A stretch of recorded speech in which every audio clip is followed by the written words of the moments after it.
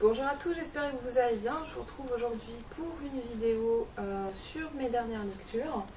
Il y en a un bon paquet, donc vu que j'ai pas tourné de vidéo depuis 2 mois et demi à peu près, il y en a un bon paquet. Bon, il y en a un peu moins d'une dizaine parce que mon rythme de lecture a chuté ces derniers mois, donc je suis à peu près à 4 livres par mois en ce moment, donc ouais, un par semaine. Ça dépend si je lis des gros pavés ou pas. Bon. L'essentiel, c'est que j'arrive à continuer à lire et pour moi, c'est le principal. Donc, lorsque je vous laissais dans ma dernière vidéo qui remonte au mois d'août, je crois, ou de début septembre, j'étais sur le point d'attaquer Rien n'est trop beau de Rona Jaffe. Que j'ai vraiment littéralement adoré. C'était un gros pavé de 700 pages que j'ai mis 15 jours à lire, mais avec un grand plaisir, donc c'est le principal. Et donc c'est l'histoire de 5 jeunes femmes qui vivent à New York. On est dans les années 50. On est à une période où la femme commence à s'émanciper de l'homme, on commence à avoir quelques libertés, mais où les conventions sociales jouent encore un très grand rôle, et où la femme en fait est prise en étau en fait entre eux ce désir de liberté et le poids des conventions. Donc on suit 5 jeunes femmes qui travaillent comme dactylo dans une maison d'édition à New York en attendant de se marier, puisque à cette époque aux États-Unis, ça ne choque personne qu'une femme célibataire travaille. En revanche, une femme mariée, elle est entretenue par son mari, donc elle arrête de travailler. Cherchez l'erreur. Bon. C'est vrai que ça nous paraît un peu obsolète maintenant comme vision des choses, mais c'était quand même il n'y a pas si longtemps que ça. C'est un documentaire qu'on lit sous la forme d'un roman qui se lit très bien. Franchement, les personnages sont attachants. C'est un livre qui a été publié en 1958, qui refait simplement surface maintenant. Il a été réédité il y a quelques années. Et franchement, si vous aimez le charme désuet des années 50, si vous aimez l'ambiance des poules de dactylo dans les maisons de rédaction, comme on en voit dans certains films, eh bien vous allez aimer Rien n'est trop beau. Donc que je ne peux que vous conseiller. Si vous avez envie d'en savoir un peu plus sur la façon dont les femmes vivaient à New York dans les années 50. Voilà. Ensuite, j'ai lu Comment domestiquer son maître lorsqu'on est un chat et Comment aimer son maître lorsqu'on est un chat. C'est aux éditions Pocket. C'est un tout petit livre. Hein. Vous avez un recto et un verso.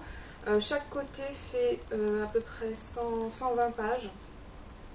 Franchement, en une soirée, c'est lu. Hein. Donc, c'est vraiment... ça se lit tout seul, ce sont des petits paragraphes, c'est bourré d'humour.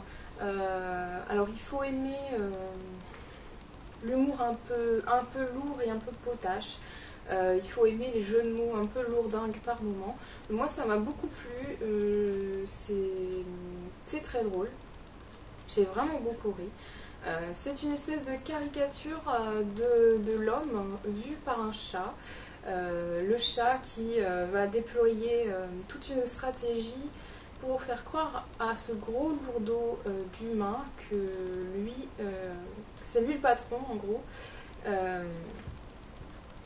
Et voilà, et pour mener son maître par le bout du nez. Vous avez d'un côté donc Comment domestiquer son maître, c'est plutôt ça. Vous voyez un petit peu tous les travers de l'homme vu par un chat. Et puis là, de ce côté-là, Comment aimer son chat, c'est son maître.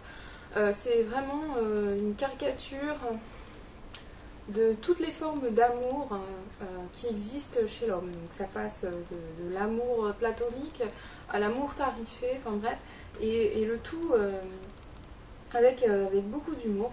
Vraiment j'ai beaucoup aimé. Donc si vous aimez les chats, si vous aimez rire, si vous aimez rire de vous aussi, si vous aimez ne pas vous prendre au sérieux, ça peut beaucoup vous plaire.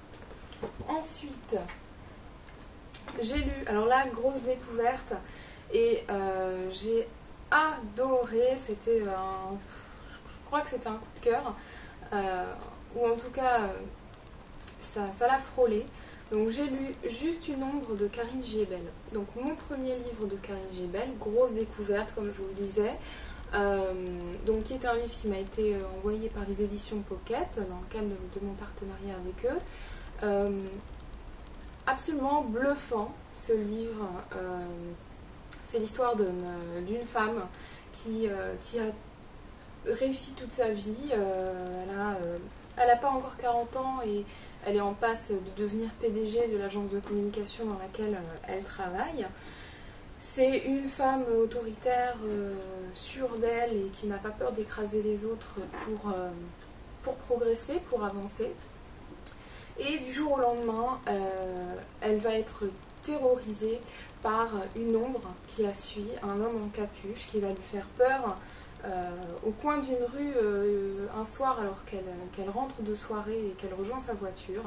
Et à partir de ce moment-là, elle va voir cette ombre, cet homme en capuche noire, partout, à chaque coin de rue. Elle va s'imaginer qu'il rentre chez lui, etc., qu'il rentre chez elle, pardon, etc. Et elle va progressivement être prise totalement par cette terreur que lui éveille cet homme. Et elle va perdre pied et toute sa vie va en devenir chamboulée, quoi. Et donc je trouve que Karine Giébel est une grande manipulatrice. Elle réussit à prendre vraiment son lecteur dans l'intrigue. Elle nous balade comme c'est pas permis. La fin est... Voilà, je reste sans voix. Et franchement, je vous le conseille. Si vous aimez... Donc c'est un thriller psychologique qui vous fera parfois... qui vous mettra, disons... dans un état d'angoisse assez fort. C'est là que Karine Giébel est très forte, parce qu'elle arrive à mettre son lecteur dans un état pas possible, dans le même état que son personnage principal.